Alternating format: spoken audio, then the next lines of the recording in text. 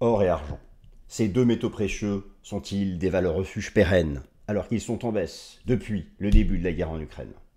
Tour d'horizon fondamental et technique pour l'ensemble des métaux précieux. Chers amis, bienvenue à l'émission Fast and Forex de ce mercredi 18 mai 2022.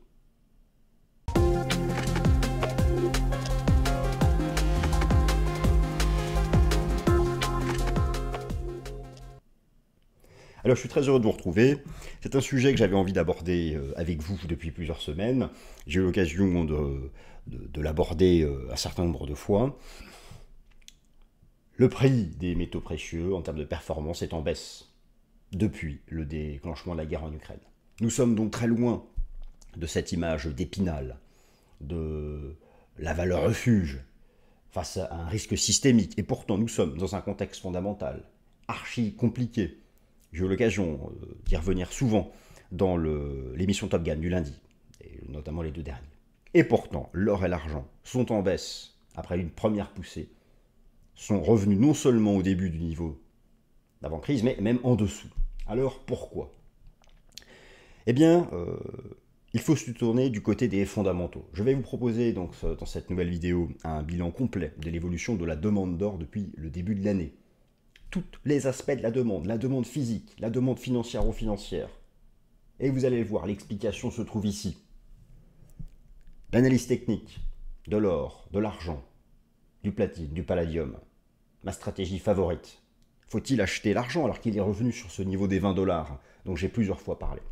Ce sont tous les éléments dont nous allons parler, chers amis. Je vais donc me réduire et passer donc directement aux illustrations or et argent, deux valeurs refuges pérennes avec un gros point d'interrogation, en tout cas deux valeurs refuges qui ont déçu sur les dernières semaines, qui ont largement déçu sur les dernières semaines. Pour le comprendre, il faut d'abord passer en revue l'évolution de la demande d'or en 2022. Pour passer en revue l'évolution de la demande d'or en 2022, il faut des chiffres et des données, des éléments tangibles. Eh bien, cela est disponible grâce aux données fondamentales du World Gold Council. Qu'est-ce que c'est que le World Gold Council? Je vais tout vous expliquer. La demande financière d'or, la demande financière ou financière à travers les ETF, oui, elle s'est envolée cette année, mais vous allez voir que ça a été neutralisé par un effondrement d'une autre demande. À votre avis, quelle est la demande qui s'est effondrée? Quelle est la demande d'or qui s'est effondrée ces dernières semaines? Eh bien, la réponse arrive. Au-delà de ça, il y a toujours le même frein fondamental à la tendance haussière des métaux précieux, la hausse des taux d'intérêt réels qui sont repassés positifs, ces taux d'intérêt réels. Je vous renvoie pour ça à l'émission Top Gun du lundi 16 mai 2022 disponible sur la chaîne. L'analyse technique des métaux précieux, faut-il profiter du retour de l'or, de l'argent, du palladium, du platine sur support? Y a-t-il une différence entre ces quatre métaux précieux? Ma stratégie technique favorite. Ce sont donc les éléments que je vais aborder dans l'immédiat. Le World Gold Council. Le World Gold Council, qu'est-ce que c'est? C'est l'association des compagnies minières d'or les plus importantes. Vous prenez les leaders des compagnies d'extraction minière à travers le monde, elles se sont rassemblées. Elles se sont rassemblées pour produire de la recherche, des éléments, des datas, pour elles-mêmes, pour faire de la prévision, pour guider les investisseurs et aussi pour bien sûr mettre en avant leur offre. Alors, vous avez sous les yeux eh bien, un graphique qui représente, ce sont les chiffres du premier trimestre 2022 proposés par le World Gold Council, avec tout type de demande, la demande financière à travers les fonds, les ETF, les produits similaires, la demande de joaillerie, la demande nette des banques centrales, etc. Et ici, vous avez les données par trimestre. Ce qui nous intéresse, ce sont ces données-là, les données du premier trimestre 2022. Oui, la demande financière d'or à travers les ETF, les options, les contrats futurs, oui, la demande financière d'or s'est envolée, elle a explosé à la hausse. Donc ça, c'est une réalité. Un fait que l'on doit dont on doit tenir compte, oui, il y a eu une envolée de la demande financière d'or, en lien avec les fondamentaux que nous connaissons. Alors me direz-vous, pourquoi le prix de l'or chute? Pourquoi le prix de l'or a déçu? Pourquoi est-il revenu tout en bas? Pourquoi est-il même négatif depuis le début de la guerre en Ukraine? Pourquoi? Eh bien, parce que, la réponse, elle est sous vos yeux. L'avez-vous déjà trouvée? L'avez-vous identifiée?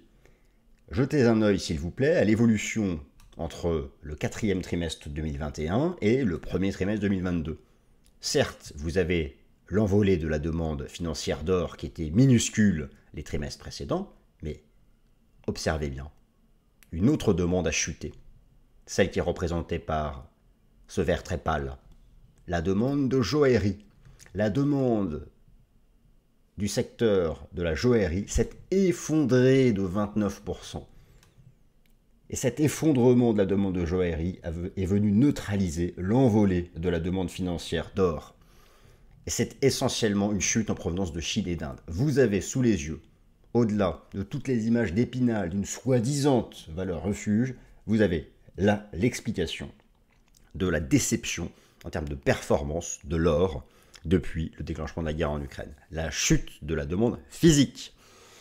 Bien sûr, si la demande physique s'était maintenue à un niveau neutre, ou n'avait pas chuté à 2 chiffres, eh bien le prix de l'or aurait largement dépassé et ce serait allé vers de nouveaux records historiques grâce à l'explosion haussière de la demande financière d'or. Donc, l'enjeu des prochaines semaines, pour savoir si l'or va rebondir, il faut non seulement que la demande financière d'or se maintienne, mais il faut un rebond de la demande physique d'or, notamment en provenance d'Inde et de Chine.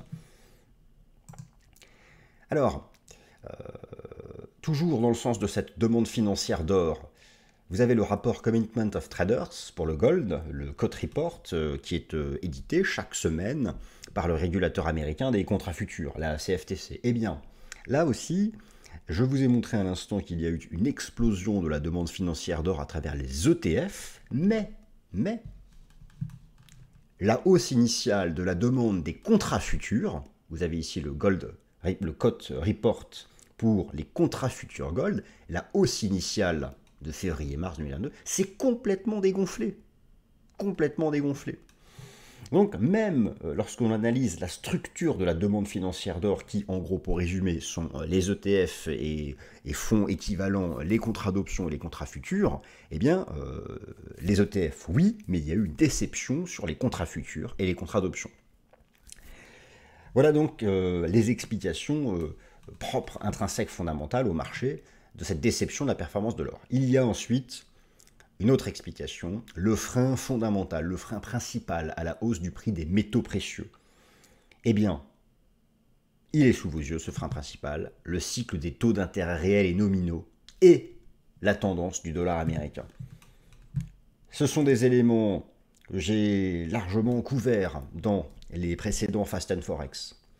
La hausse des taux d'intérêt nominaux. Elle est ici illustrée sous vos yeux. Vous avez à droite un graphique qui compare le cours de l'or, ici, en bougie japonaise hebdomadaire, et en dessous, en bleu, le taux d'intérêt nominal à 10 ans des États-Unis, le taux d'intérêt nominal à 30 ans des États-Unis. Et cette courbe jaune, ici, représente les taux d'intérêt réels à long terme, c'est-à-dire les taux d'intérêt nominaux déflatés de l'inflation. Notez bien les équivalents. Toute cette phase de hausse de l'or, qu'il l'a porté jusqu'à 2000, toute cette phase de hausse de l'or entre 2018 et 2020, c'était la chute de tous les taux d'intérêt, nominaux et réels. Et notez, depuis que l'or est bloqué à 2000 $, à quoi cela correspond? Au début de la tendance haussière, des taux d'intérêt nominaux et des taux d'intérêt réels. Voici, avec la chute de la demande physique d'or en Chine et en Inde depuis le début de l'année de la joaillerie, l'autre explication de la déception énorme qu'ont pu avoir ceux qui ont cru que l'or allait s'envoler avec la guerre en Ukraine, eh bien, la corrélation inverse avec l'évolution des taux d'intérêt réels et nominaux. Un autre élément est venu jouer, c'est bien sûr la tendance de l'US Dollar Index, mais elle qui tend à entrer en retracement, un élément dont j'ai parlé dans le Fast and Forex de la semaine dernière. Voilà, donc c'était la première chose, hein, il fallait absolument que je vous parle, car tout est lié à cela, pour envisager que l'or bénéficie du contexte fondamental archi compliqué du moment. Il faut non seulement un rebond de la demande d'or de la joaillerie en Chine et en Inde, il faut que la forte hausse de la demande financière d'or se maintienne, il faut que les taux d'intérêt nominaux arrêtent de monter. Ça en fait quand même des conditions à rassembler. Alors maintenant, regardons l'analyse technique du XAUUSD, du XAGUSD, du XPDUSD et du XPT USD. Quel est le message de cette analyse technique? Alors, plusieurs choses. Je vais commencer par cette capture d'écran que j'avais préparée pour vous. Vous avez sous les yeux la représentation graphique de l'or, la représentation graphique de l'or en données hebdomadaires, bougie japonaise hebdomadaire, depuis un certain temps. Voici donc la poussée initiale de l'or en février 2022, et finalement, on a échoué sous le record historique, et le marché reste dans cette phase de range.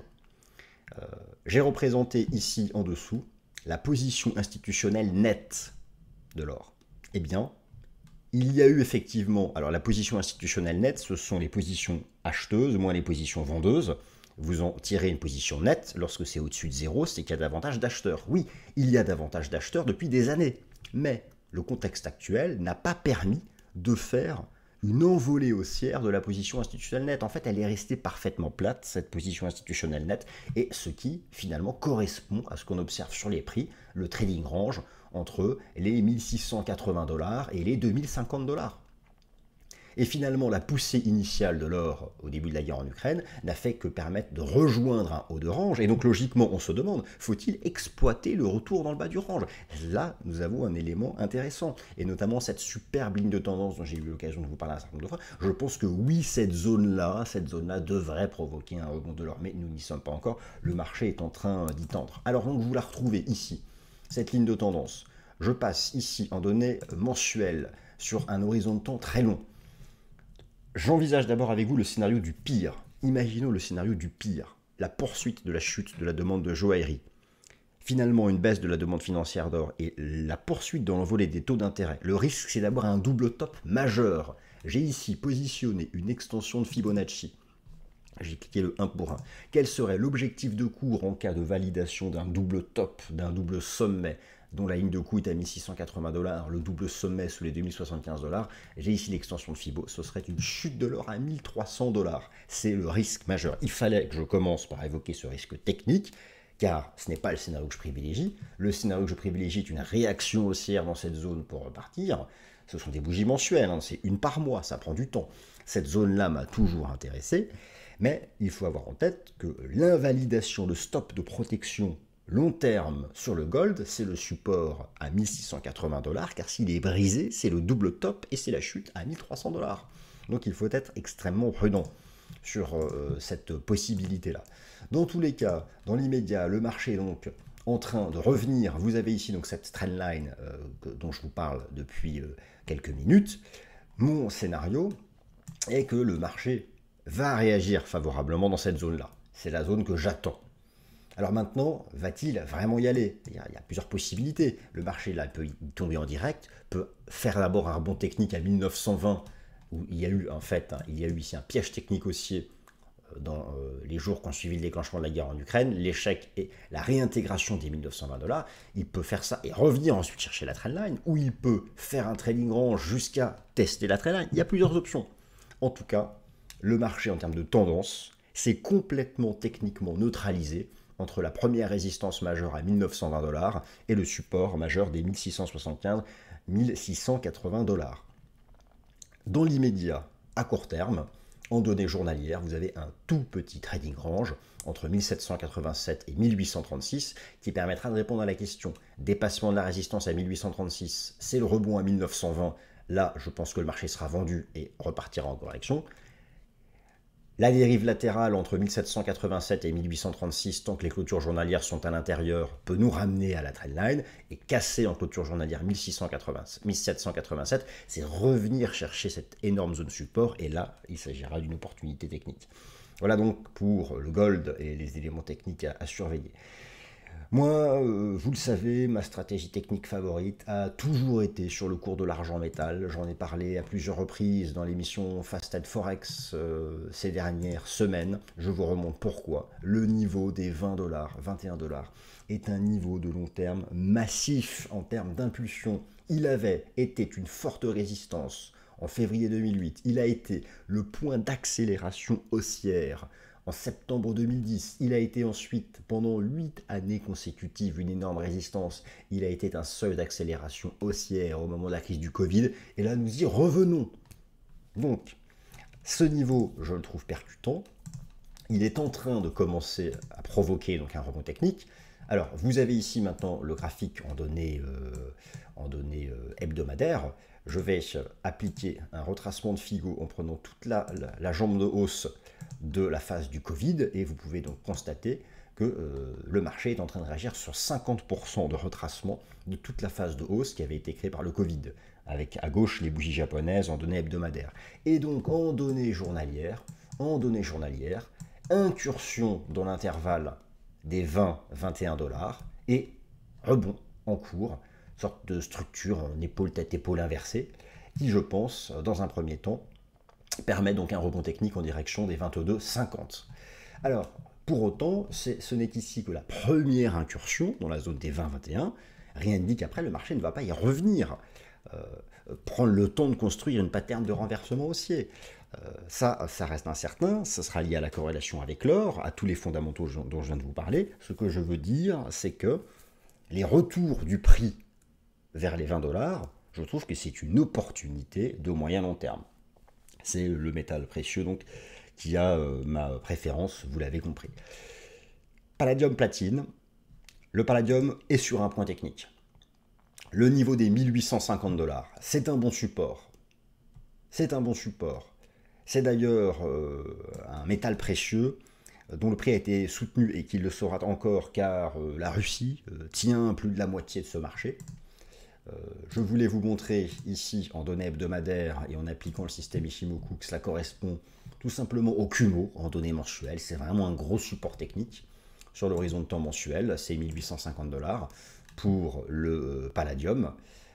Et donc, en données hebdomadaires, eh bien, en fait, le marché est en train de réagir sur quoi? Eh bien, observez cette énorme bougie du 27 décembre, c'est la partie haute. C'est une zone de changement de polarité majeure qui avait déclenché l'impulsion de début d'année. Je ne serais pas surpris de voir une réaction positive au-dessus des 1850 $ du palladium.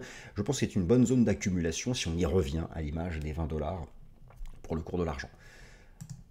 Le XPT-USD, c'est des 4 celui qui me plaît le moins. Notez un piège technique haussier en données hebdomadaires. Alors oui, me direz-vous, une zone de support existe à 900 $, avec 1, 2, 3 tests. Mais le marché est aussi couvert par cette résistance chartiste réintégrée et par la moyenne mobile à 30 semaines. Je pense que c'est complètement neutre entre 900 et 1000. Faut-il s'exposer au support des 900 $? Si certains le font, il faut mettre un stop juste en dessous. En tout cas, moi, parmi les 4, c'est celui qui m'intéresse le moins. Pour donner un vrai signal haussier, il faudrait redépasser les 1000 avec vigueur. Je suis moins enclin à supporter ce scénario. Notez en données journalières un death cross, une moyenne mobile à 50 jours qui bascule sous la 200. Bref, des 4, c'est celui qui me plaît le moins. Voilà, chers amis, ainsi s'achève le Fast and Forex de ce mercredi. Et j'espère que vous avez maintenant des éléments pour faire votre propre avis, à savoir si l'or et l'argent sont des valeurs refuges pérennes ou pas. Merci à toutes et à tous. Passez une excellente semaine.